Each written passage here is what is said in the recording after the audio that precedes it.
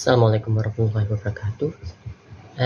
Selamat datang di video ini, di mana kita akan membahas dasar-dasar biologi sel.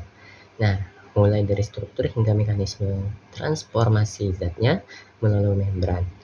Yang pertama yaitu sel adalah unit dasar kehidupan, dan memahami bagaimana sel bekerja dan membantu kita memahami berbagai proses biologis yang lebih besar seperti metabolisme, pertumbuhan, dan regenerasi. Oke. Yang pertama yaitu struktur sel. Setiap makhluk hidup tersusun atas sel, baik itu organisme bersel tunggal seperti bakteri maupun organisme multiseluler seperti manusia. Sel memiliki berbagai komponen yang bekerja sama untuk memastikan keberlangsungannya hidup. Sel dibungkus oleh membran sel yang berfungsi sebagai batas luar dan juga batas dalam,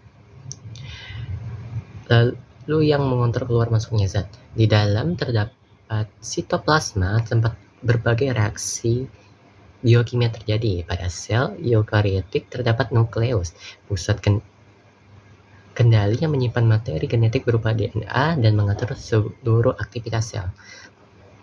Selain itu juga, sel juga memiliki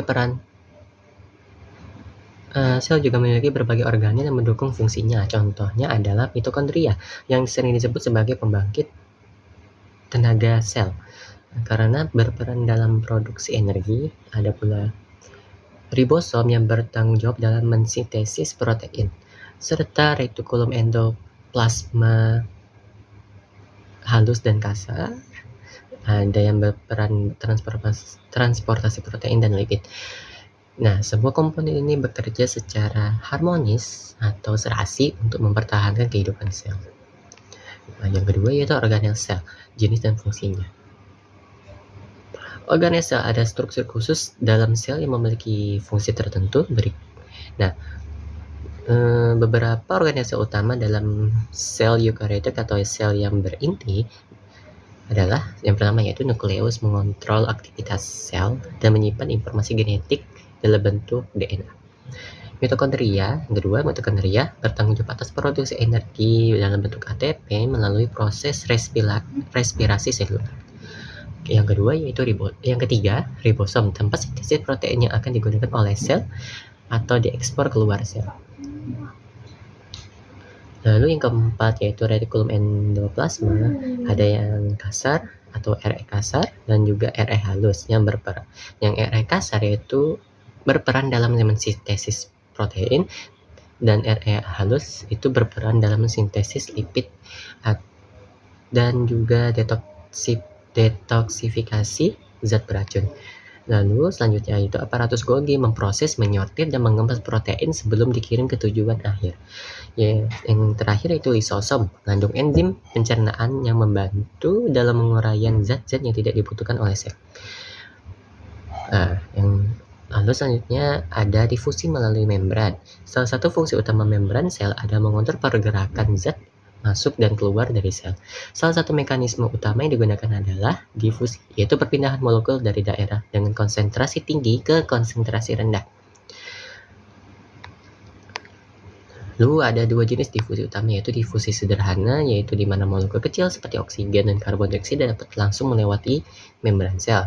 Lalu difusi terfasilitasi, yaitu di mana molekul yang lebih besar atau bermuatan memerlukan bantuan protein pembawa atau kanal untuk melewati membran.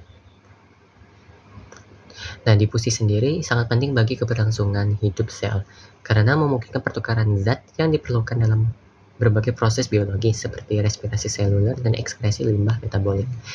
Terus yang keempat, transport aktif melalui membran.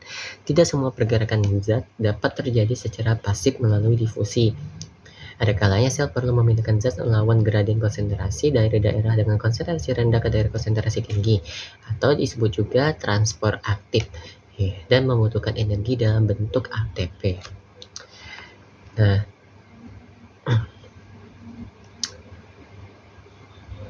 mekanisme transport aktif yang melibatkan endositosis dan eksositosis.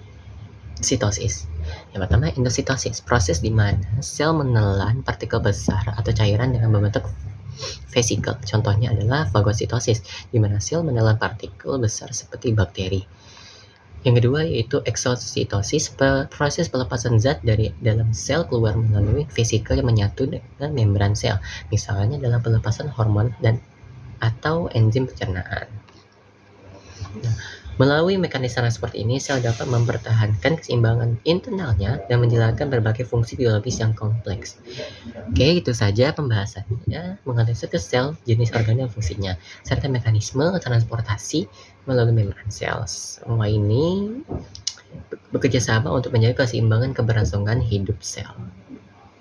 Memahami bagaimana sel bekerja adalah langkah awal untuk memahami proses kehidupan yang lebih besar dan dari pertumbuhan hingga metabolisme.